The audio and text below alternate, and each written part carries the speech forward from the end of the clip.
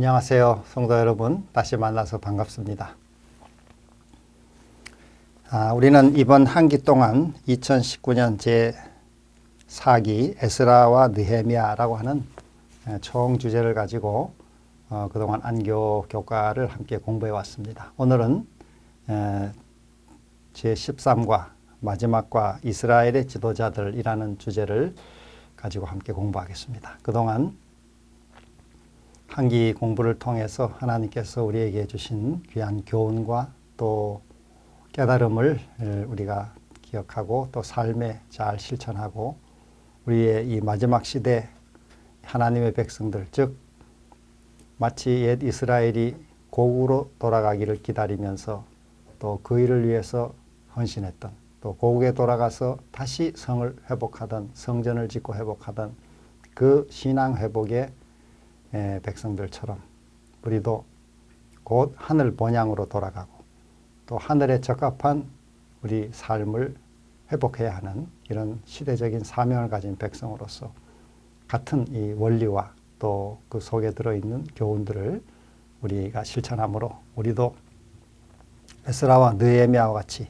성공적인 신앙 부흥 또 성공적인 신앙 개혁 이런 축복을 우리 개인과 가정과 또 우리 공동체가 크게 누리기를 기원합니다. 기억절 말씀을 함께 보시면 모든 백성이 곧 가서 먹고 마시며 나누어 주고 크게 즐거워하니 이는 그들이 그 읽어 들려준 말을 밝히 알미라. 느헤미야 8장 12절.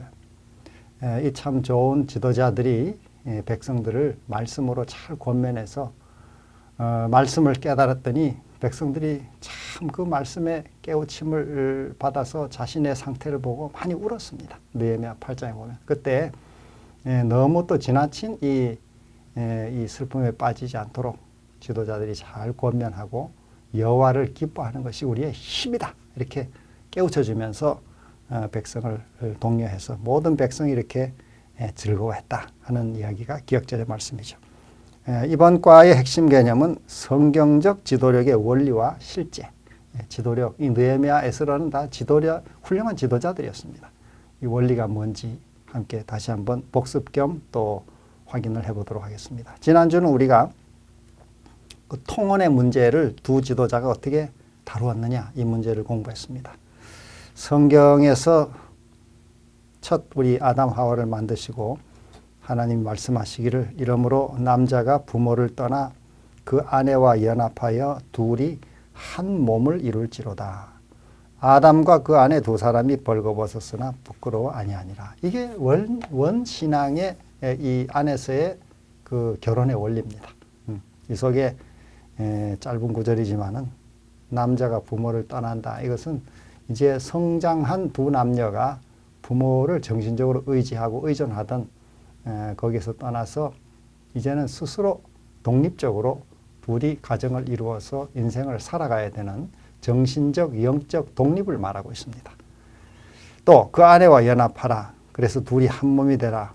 이것은 두 사람이 사랑으로 하나가 되는 것을 말합니다. 이 에하드라는 용어는 복합 단위를 가리키는 말이죠.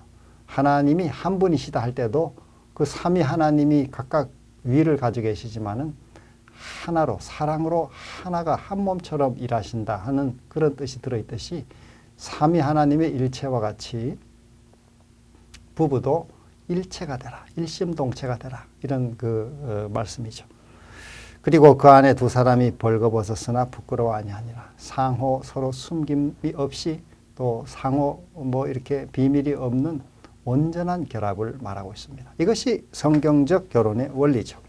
이러한 원리를 이루기 위해서는 신앙이 같아야 합니다. 한 신앙 그리고 한 사상 그리고 하나님의 말씀에 바른 같은 생활 방식 이 모든 것이 일체되어야 되는데 믿지 않는 자와 멍에를 맨다든지 또 종교가 완전히 다른 세속 우상을 주장하는 사람과 결혼한다든지 어떤 조건 때문에 또 돈 때문에 또 다른 지위 때문에 이렇게 신앙의 가치를 부정하면서 택하게 될 때는 많은 불행을 겪게 되어 있습니다. 내가 신앙을 떠나든지 아니면 또 신앙생활에 참 많은 장애를 우리 주변에서 보지 않습니까? 그래서 이러한 그 문제를 우리가 오늘날 특별히 마지막 시대 악한 마귀가 이런 세속 그 우상 숭배와의 결합을 매우 기뻐합니다. 특별히 청년들의 마음에 여러 이 사랑이라고 하는 이 감정을 작용시켜 가지고 잘못된 선택을 하고 그 선택의 결과로 고통하게 하고 그 자신만 고생하는 게 아니라 후대까지 자손들까지 이렇게 고통을 받게 하는 그런 마귀의 공격이 있습니다. 우리가 이러한 일에도 분명한 대처를 하는 것이 필요하다고 생각합니다. 오늘 공부는 말씀드린 대로 성경적 지도력의 원리와 실제가 무엇이냐, 특별히 에스라 느헤미야는 어떻게 그 백성들을 그렇게 이끌었느냐. 성경의 이 두 지도력은 매우 성공 사례라고 볼 수 있습니다. 그 무너진 성벽을 재건하고 또 파괴된 성전을 재건하고 또 포로에서 귀환해 와서 그 이스라엘의 역사를 다시 일으켰던 그 일은 참 귀한 기록이죠. 이거는 오늘 우리 삶에도 매우 중요한 지도력의 원리들을 보여주는데 한 네 가지를 간단하게 생각해 보면 이 두 사람의 지도력은 첫째 기도라는 요소가 이 두 사람에게 빠지지 않습니다. 매사를 기도로 시작하고 또 기도로 진행하고 기도로 완성한다. 이거 오늘 우리에게도 매우 중요한 교훈입니다. 둘째는 자복, 특별히 자기 자신과 제일 먼저 자기 자신의 죄를 자복하고 또 자기 아비의 집에 자기 집안의 죄를 자복하고 여기서부터 개혁이 출발했습니다. 우리는 어떤 개혁을 할 때 남의 잘못을 지적하고 그걸 고치라 이렇게 하기 쉽지만은 먼저 우리가 할 일은 자기 자신에게서부터 출발하는 것입니다. 셋째로 고백, 신앙 고백이죠.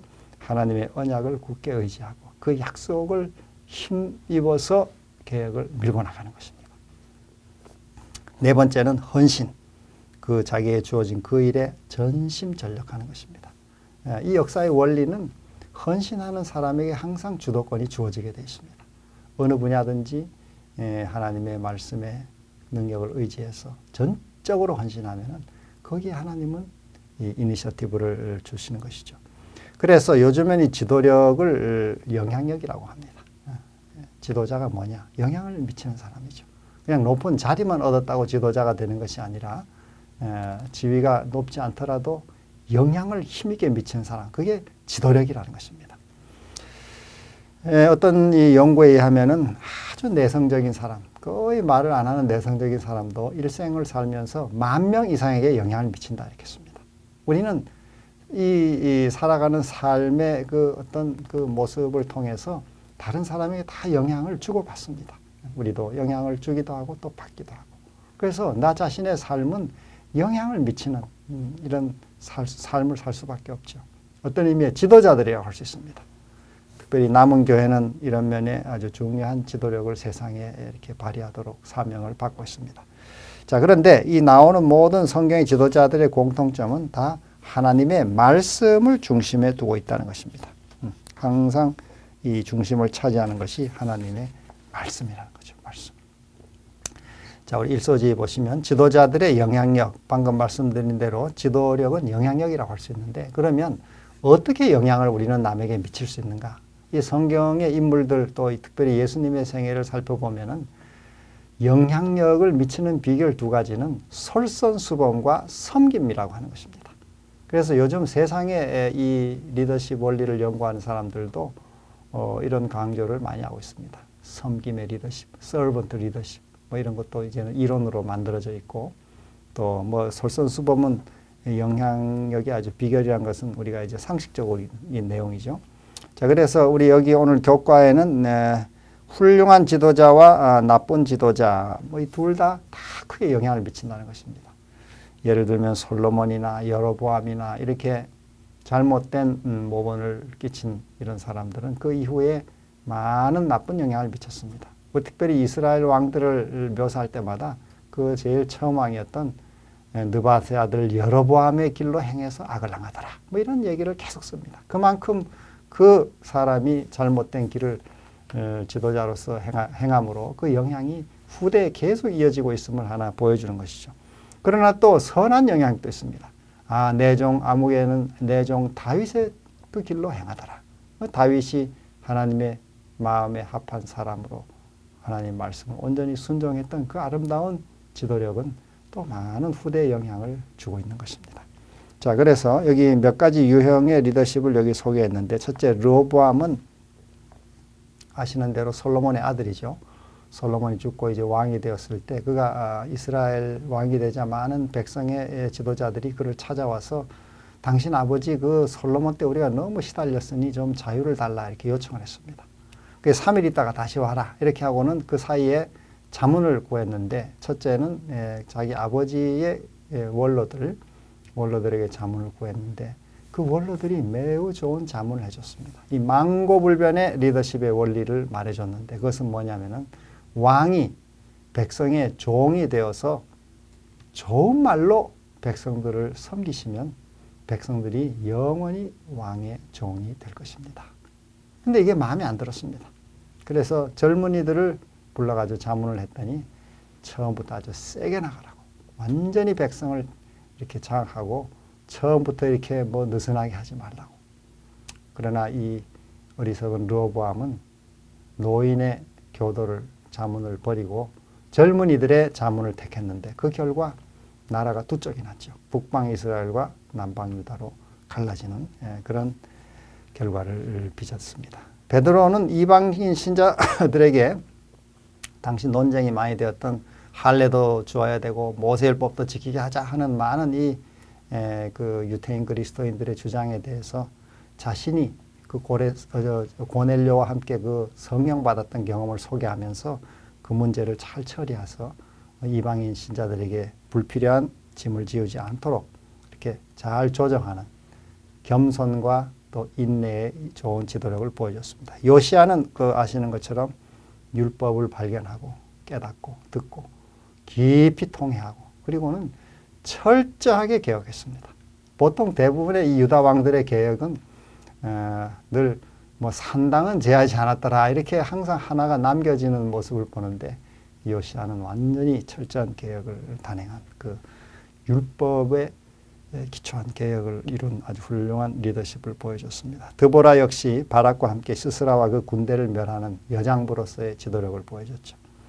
반면에 아합은 왕의 지위에 있었지만은 그 나봇이라고 하는 사람의 포도원을 강제로 뺏고자 했지만은 이 용기가 없어 뺏지 못하고 혼자 끙끙 앓다가 그 아내가 그걸 보고는 이게 어떻게 왕이냐 이렇게 하면서 이 아주 깡패들을 동원해가지고 그 사람을 죽이고 강제로 뺏는 이 못된 일을 하게 됐고, 또 그러한 일에 아합은 이런 좀 우유부단하고 유약한 지도력을 보여준 장면을 여기 열왕기상 21장에 소개하고 있습니다. 이런 여러 형태의 지도자들의 모습을 우리가 볼 수 있습니다.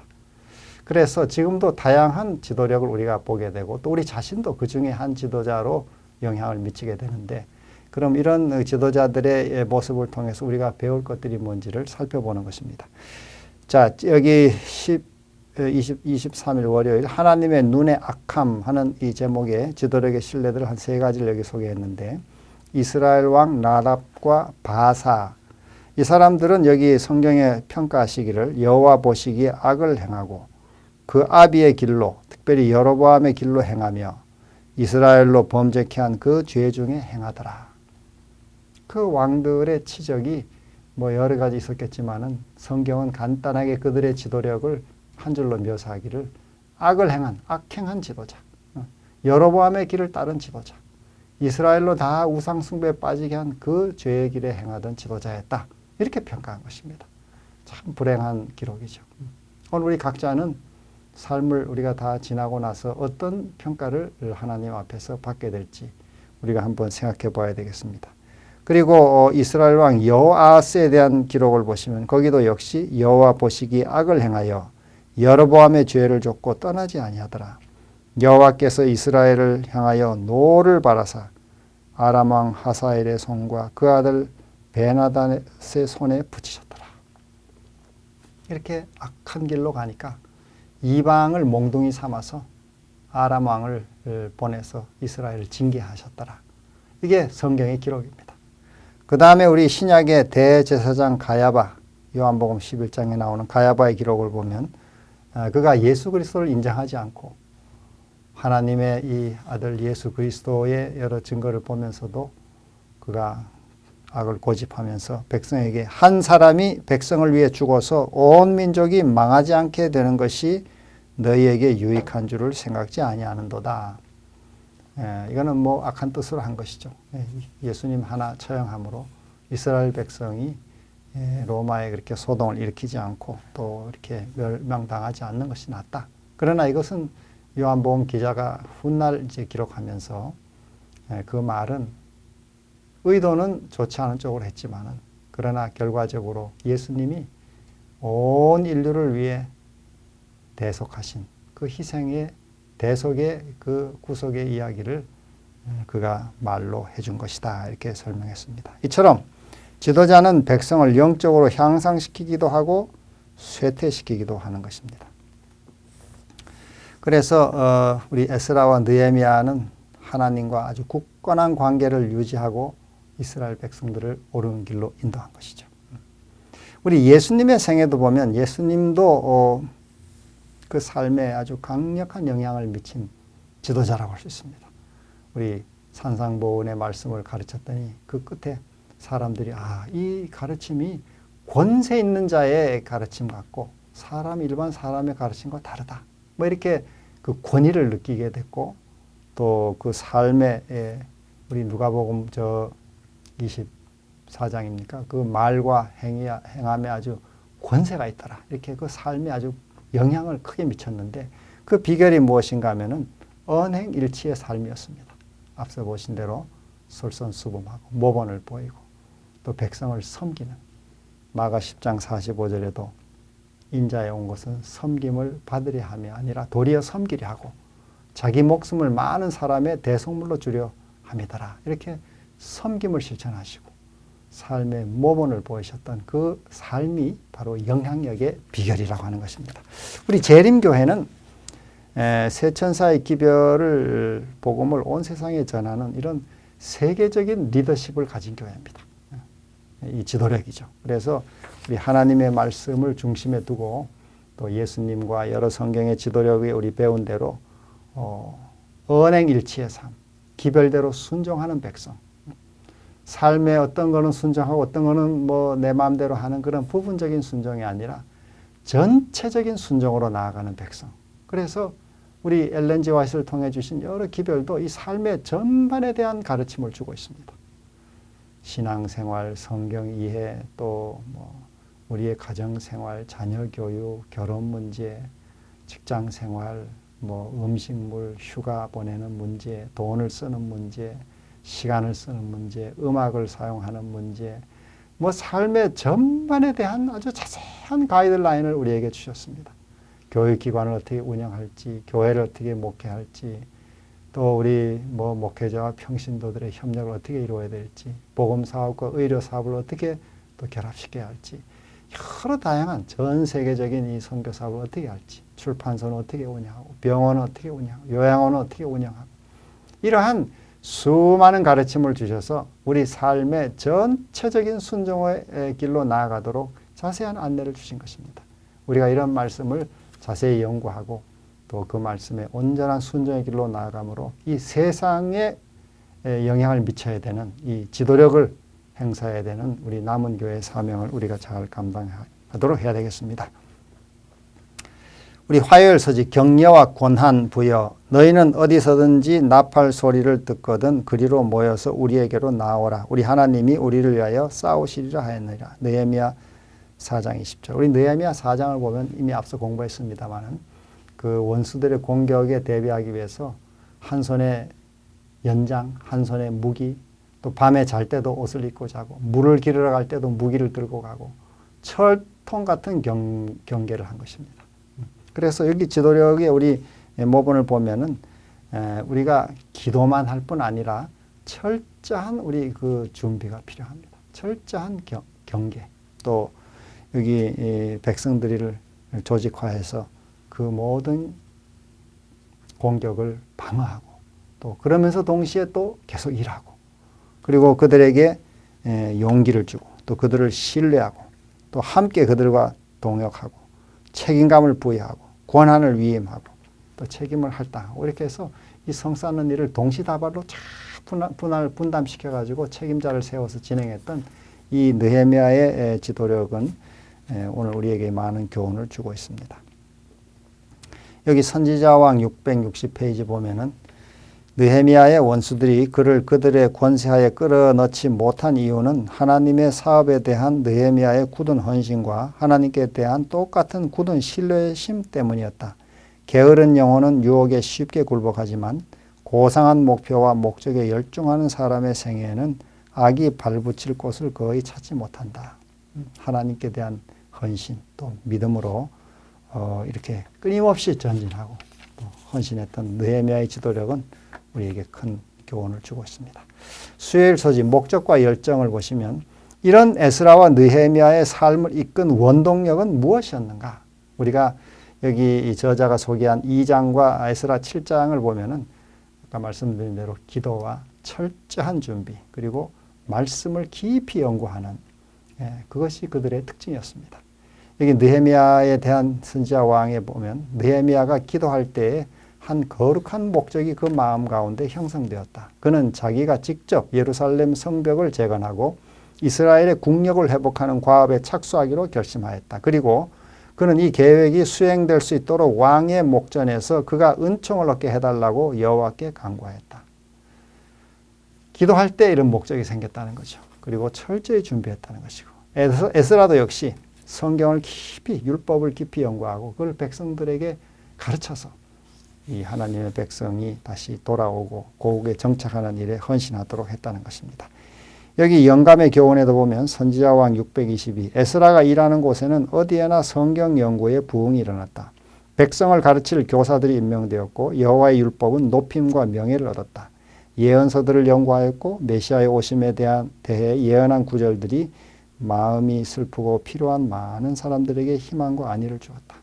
오늘 우리에게도 기도와 또 철저한 헌신 그리고 또 나아가서 말씀을 깊이 연구하는 삶 이것이 지도력의 중요한 요소라고 할 수 있습니다.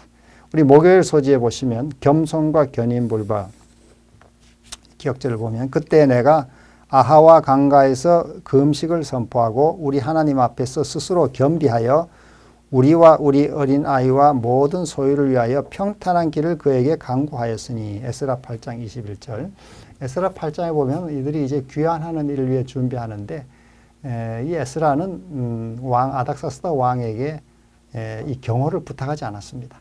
그는 이전에 하나님께서 우리를 도우실 거라고 적군을 다 막아주고 뭐 도와줄 그런 보병과 마병을 왕에게 구하지 않고 하나님이 우리를 다 도와주신다는 믿음을 왕에게 고백해서 하나의 이 보호하는 군사 없이 고국으로 돌아왔습니다. 이 에스라의 아주 겸손과 믿음의 자세죠.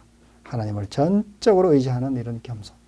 느헤미야는 물론 경호대를 요청해서 같이 왔습니다. 그러나 그것이 요청했다고 믿음이 없는 것이 아니죠. 다 그 처지와 상황이 다르기 때문에 그러나 느헤미야는 이 5장의 말씀을 보면은 청렴의 모본으로 그의 겸손을 나타냈습니다. 이전에 그가 아닥사스다 왕 20년에서 32년까지 12년 총독의 일을 할 때 총독의 녹을 그는 받지 않았다. 그리고 성역사가 너무 중하기 때문에 땅을 자기가 사지 않았다. 그런 뭐 지도자로서의 투기 활동이나 또 부를 축적하거나 뭐 받을 월급을 그저 꼭 챙기거나 그렇게 하지 않고 그가 전적으로 헌신한 성역사의 힘을 다해 일한 그 모본을 이렇게 보여줍니다. 그래서 그러한 그 솔선수범의 삶 때문에 참 어려웠던 내부의 분열을 그가 치유할 수 있었습니다. 부자들이 그 고리대금하고 백성들의 민심이 갈라질 때 그것을 타결을 만들 수 있었던 비결이 그 삶의 청렴의 모본이었다고 볼 수 있습니다. 이런 삶은 예수님께서 보여준 삶과도 같은 것이죠. 그래서 역삼각형의 삶. 세상 지도력은 정삼각형이 이렇게 위로 꼭대기 하나를 올라가는 것이라면 이 영적인 지도력은 삼각형을 뒤집어 놓은 것입니다. 그 꼭지점이 제일 아래에 있는 것이 지도자의 위치라는 모든 사람을 섬기는 것이라고 할 수 있습니다. 우리 두 사람이 이런 좋은 지도력을 보여주고 우리에게 교훈을 주고 있습니다. 마지막으로 더 깊은 연구를 위해서는 성경적 지도력의 원리와 실제에 대해서 한번 나눠보고 또 우리 각자가 다 지도자들입니다. 다 영향을 미친 사람들이죠. 가정에서건 공동체에선. 그래서 그 진도력을 어떻게 미칠 수 있는지를 함께 나눠보시면 좋겠습니다. 우리 다음 주는 이제 2020년 드디어 희망의 새해를 맞게 되는데 제1기 교과는 우리가 다니엘서를 공부하게 되겠습니다. 그래서 다음 기 우리 교과 강의는 전 한국연합회장으로 일하셨던 김대성 목사님께서 아주 참 좋은 강의를 우리를 위해 준비해 주실 것입니다. 제1과는 읽음에서 깨달음으로 해서 다니엘서 전체의 구조, 내용 이런 서론적인 내용을 공부하겠습니다.